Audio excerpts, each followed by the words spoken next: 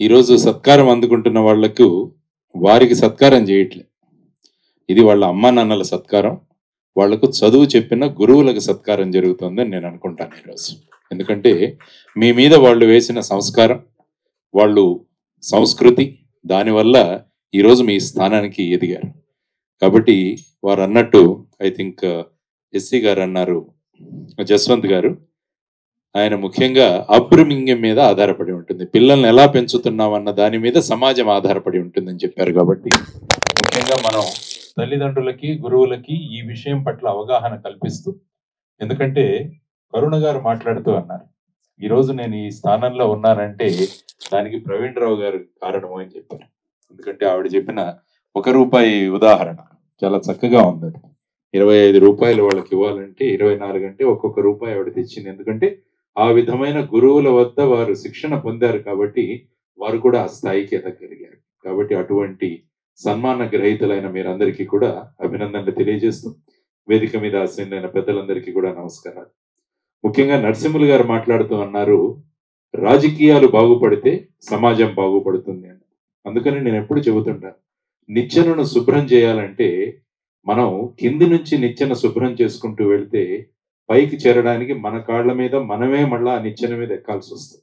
కాబట్టి మనమే దాన్ని అపరిశుభ్రం చేస్తాం. అదే నిచ్చెనను పైనుంచి శుభ్రం చేసుకుంటూ వచ్చామంటే కిందికి వచ్చేసరికి శుభ్రం అయిపోతుంది. కాబట్టి చేయాల్సింది రాజకీయాల ప్రక్షాళన అన్నది చాలా ముఖ్యమైన విషయం. ఎందుకంటే ఒక నాన్ కరప్ట్ మినిస్టర్ ఉంటే సివిల్ సర్వెంట్స్ ఎంత కరప్ట్ ఉన్నా కూడా వాళ్ళు ఏం చేయలేరు. అదే ఒక కరప్ట్ మినిస్టర్ ఉంటే ఎంత సిన్సియర్ సివిల్ సర్వెంట్స్ ఉన్నా కూడా వాళ్ళని తప్పించేస్తారు పక్కకి. వాళ్ళకి కావలసిన వాళ్ళని వాళ్ళు తెచ్చుకుంటారు. కాబట్టి మనం అందరం కూడా ముఖ్యంగా ఎన్నికల సంస్కరణలు, రాజకీయ సంస్కరణలు కనుక మనం తీసుకురాగలిగితే ఈ కరప్షన్ అన్న దానికి ఒక పర్మనెంట్ సొల్యూషన్ దొరుకుతుంది. ఎందుకంటే ఎలక్షన్లు చాలా కాస్ట్లీ అయిపోయాయి.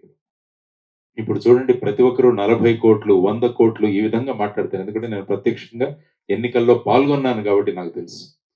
ప్రతి ఒక్కరూ ఎంత తీస్తారు ఇదే చెబుతున్నారు, ఎంత పంచుతారు దీని మీద మాట్లాడుకుంటుంటే మరి ఈ డబ్బులు ఇచ్చి వచ్చిన వాళ్ళు ఏ విధంగా కరప్షన్ ఖచ్చితంగా ప్రోత్సహించాల్సిందే. కారణం వాళ్ళకి డబ్బులు రావాలి. 40 కోట్లు పెట్టుకున్న వాళ్ళు 5 సంవత్సరాల్లో 200 కోట్లు సంపాదిస్తే తప్ప వాళ్ళు మళ్ళా వచ్చే ఎన్నికలకు సిద్ధం కాలేరు. అందువల్ల డబ్బులు ఎక్కడి నుంచి వస్తాయి? ఫైనల్ గా తమ దగ్గర ఉన్న అధికారుల ద్వారా కరప్షన్ చేస్తే తప్ప ఆ డబ్బులు వాళ్ళు సంపాదించలేరు. ఆ విధంగా సిస్టమ్ కరప్ట్ అవుతుంది. కాబట్టి సిస్టమ్ కరప్షన్ నుంచి బయటికి తీసుకురావాలంటే రాజకీయ ప్రక్షాళన చాలా అవసరం. ప్రజలలో అటువంటి అవగాహన కల్పించడం కూడా చాలా అవసరం. మన ఓటు యొక్క ప్రభావం ఎంత, మనం ఎటువంటి వ్యక్తులను ఎన్నుకోవాలి. మనం పార్టీలను ఎన్నుకుంటున్నాం కానీ వ్యక్తులను ఎన్నుకోవట్లేదు. ఈ ప్రజాస్వామ్యంలో నేను చూసింది, ఎవరినైనా అడగండి, ఈ పార్టీకి ఓటేస్తాం మేము, ఈ పార్టీకి మేము ఓటేస్తామంటారు కానీ ఈ వ్యక్తికి ఓటు వేస్తామన్నారు. ఆ విధంగా ప్రజల ఆలోచన విధానాలను ఎప్పుడైతే మనం మారుస్తామో అప్పుడు ఈ ప్రజాస్వామ్యంలో ఆ విధమైన మార్పు తీసుకొచ్చే అవకాశం ఉంది. కాబట్టి యూత్ ఫర్ యాంటీ కరప్షన్ నేను ముఖ్యంగా అడగడం ఏంటంటే, ఈ రాజకీయ చైతన్యం ప్రజలలో ఈ విధమైన ఆలోచన విధానాల్ని మనం తీసుకురావాల్సిన బాధ్యత మనందరి మీద ఉంది. కాబట్టి ఆ విధంగా మనం ముందుకు వెళదామన్నది కూడా ముఖ్యమైన విషయం. యూత్ ఫర్ యాంటీ కరప్షన్ ఆధ్వర్యంలో ప్రతి సంవత్సరం అనేక వినూత్నమైన కార్యక్రమాలు జరుపుతుంటారు. ఇందులో భాగంగా ఈ సంవత్సరం వివిధ శాఖల్లో పనిచేస్తూ ఎటువంటి అవినీతికి పాల్పడకుండా వారికంటూ ఒక కొత్త ఇమేజ్ని ఏర్పాటు చేసుకుంటూ వారి విభాగమే కాదు ప్రభుత్వానికి కూడా ప్రజల్లో మంచి పేరు వచ్చేటట్టుగా చేసిన అనేక మంది వ్యక్తులని ఈరోజు సత్కరించడం జరిగింది. అందులో ముఖ్యంగా మన ఎక్స్విసి ప్రవీణ్ రావు గారు, ఆ తర్వాత ఐఏఎస్ ఆఫీసర్గా పనిచేసిన నాగేందర్ గారు, తర్వాత రామకృష్ణ గారు, ఆ తర్వాత ఇరిగేషన్ డిపార్ట్మెంట్లో పనిచేసిన జస్వంత్ కుమార్ గారు, తర్వాత అగ్రికల్చర్ డిపార్ట్మెంట్లో పనిచేసిన కరుణ గారు, ఇలా నాగేంద్ర గారు, అమరేష్ కుమార్ గారు, వై శ్రీనివాసరావు గారు, తర్వాత ప్రసాద్ గారు, వీరందరికీ కూడా ఇక్కడ సత్కారం చేసి వారు ఏ విధంగా ఈ విధంగా పనిచేసే దానికి సాధ్యమైంది, వారు ఎదుర్కొన్న సమస్యలు ఏంటి, ఈ సిస్టమ్ను మార్చడానికి, ఈ విధానాలు మార్చడానికి వారి యొక్క సూచనలు ఏంటి అన్నవి కూడా ఇక్కడ చర్చించడం జరిగింది. అందువల్ల ఈ విధంగా యూత్ ఫర్ యాంటీ కరప్షన్ నిజాయితీపరులైన అధికారులతో పాటు చక్కగా గ్రామాల్లో పనిచేస్తున్న సర్పంచులను కూడా ప్రతి సంవత్సరం సత్కరిస్తూ ఉంటుంది. కాబట్టి ఈ కార్యక్రమంలో ముఖ్యంగా ముందుండి నడిపిస్తున్న పల్నాటి రాజేంద్ర గారికి, వారి టీంకి అందరికీ కూడా మనం అందరం కూడా అభినందనలు తెలియజేయాలి. ఎందుకంటే అవినీతి అన్నది సమాజాన్ని పట్టి పీడిస్తున్న ఒక పెద్ద సమస్య. దీన్ని గనక మనం నిర్మూలించాలంటే అందరం కలిసి ఒక జట్టుగా పనిచేయాల్సిన అవసరం ఉంది. కాబట్టి అందరం కలిసి పనిచేద్దాం. అవినీతి రహిత సమాజాన్ని అందరం కలిసి నిర్మాణం చేద్దామన్న ఒక సంకల్పంతో వారు ముందుకు వెళుతున్నారు. కాబట్టి యూత్ ఫర్ యాంటీ కరప్షన్ చేస్తున్న సేవలను మరి ఒకసారి కొనియాడుతూ వారి యొక్క ఈ విధమైన కార్యక్రమాలు ఇంకా గొప్పగా జరపాలని మనస్ఫూర్తిగా కోరుకుంటూ ఒక మంచి సమాజాన్ని నిర్మిద్దామన్న సంకల్పంతో మనం అందరం కూడా ముందుకు వెళదాం. ధన్యవాదాలు. నమస్కారం. ప్రతి సంవత్సరము యూత్ ఫర్ యాంటీ కరప్షన్ వాళ్ళు సంస్థ రాజేందర్ అనే టీం ఆధ్వర్యంలో ఒక మంచి ప్రజాప్రతినిధులని, ఒక నీతివంతమైన అధికారులని సన్మానించడం అనే ఒక మంచి సాంప్రదాయాన్ని నెలకొల్పారు గత 8-9 సంవత్సరాల నుండి కూడా. సో ఇది మంచి నిజాయితీ పనులను తయారు చేయడానికి ఉపయోగపడుతుంది అనేది మనందరికీ తెలుసు. యాక్చువల్గా ఇలాంటి ఫంక్షన్స్ ప్రభుత్వాలు కూడా చేయాలి. సో అట్లాగే ఈరోజు యూత్ ఫర్ యాంటీ కరప్షన్ వాళ్ళు ఇలాంటి సన్మాన కార్యక్రమాలే కాకుండా రైట్ టు ఇన్ఫర్మేషన్ని వాడుకుంటూ, సో దానికి సంబంధించిన అవినీతికి సంబంధించినటువంటి రకరకాల సమాచారాలని అన్ని రకాల డిపార్ట్మెంట్స్ని అడుగుతూ ఒక మంచి సాంప్రదాయాన్ని వారు నెలకొల్పుతున్నారు.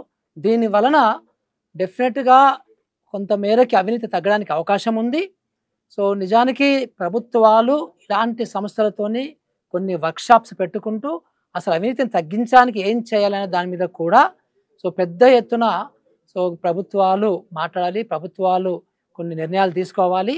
సో ఇందాక చాలామంది మాట్లాడారు ఇక్కడ ఏంటంటే ముఖ్యంగా ఈ అవినీతి తగ్గాలి అంటే సో ఒక అవినీతి అధికారులకి పనిష్మెంట్ ఉండాలి. కొంతమంది అధికారులని రిమూవ్ చేసే ఒక సాంప్రదాయాన్ని నెలకొల్పగలిగితే సో అవినీతి పర్ల వాళ్ళకి భయాలు అనేది కలుగుతుంది. సో అట్లాగే ఈవెన్ ప్రజాప్రతినిధులను కూడా జైలుకు పంపాల్సినటువంటి సంస్కృతిని కూడా ఈ ప్రభుత్వాలు చేపడితే సో అవినీతికి భయపడడానికి అవకాశం ఉంటుంది.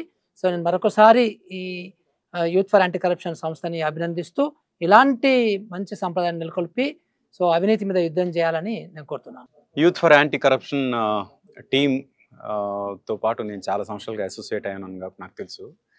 యాక్చువల్గా ఇలాంటి ప్రోగ్రామ్స్ చేయడానికి చాలా అంటే మామూలుగా మా సినిమా ప్రోగ్రామ్స్ చేస్తే వెంటనే స్పాన్సరర్స్ వస్తారు, కానీ ఇలాంటి ప్రోగ్రామ్స్ చేయడానికి స్పాన్సరర్స్ రావట్లేదు.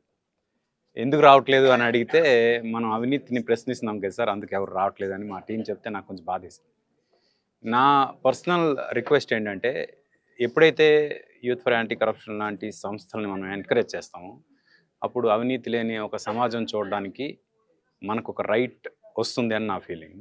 అలాంటి ఒక లైట్ చూడాలి అంటే డెఫినెట్గా ఇలాంటి సంస్థలని ఎంకరేజ్ చేయాలి. వాళ్ళేమి మాకు ఖర్చులకు డబ్బులు ఇవ్వండి, దీనికి డబ్బులు ఇవ్వండి కాదు, ఇలాంటి ప్రోగ్రామ్ చేయడానికి మాకు స్పాన్సర్స్ వస్తే చాలు అని ఫీల్ అవుతున్నారు. అందుకు ఈ మీడియా ద్వారా నేను రిక్వెస్ట్ చేసేది ఏంటంటే ఇలాంటి సంస్థలకి దయచేసి స్పాన్సర్షిప్ చేయడానికి ముందుకు రండి. వాళ్ళు యాంటీ కరప్షన్ దీనిలో ఉన్నారు కాబట్టి ఎట్టి పరిస్థితుల్లో ఒక్క పైసా కూడా మిస్యూజ్ చేయరు అనేది నేను 100% గ్యారంటీ ఇస్తున్నా. అది ఇలాంటివి ఇంకా ఎక్కువ ప్రోగ్రామ్స్ ఇంకా గ్రాండ్గా జరగాలంటే మాత్రం మంచి స్పాన్సరర్స్ రావాలి మాకు, మా టీమ్కి, so that will do even better programs అని నా feeling. And request all the media to support media and also the sponsorers. Thank you. Apart from this movies తొందరలో అనౌన్స్ చేస్తారు. చూస్తున్నారు కదా, తగ్గాను ఒక క్యారెక్టర్ చేయడానికి.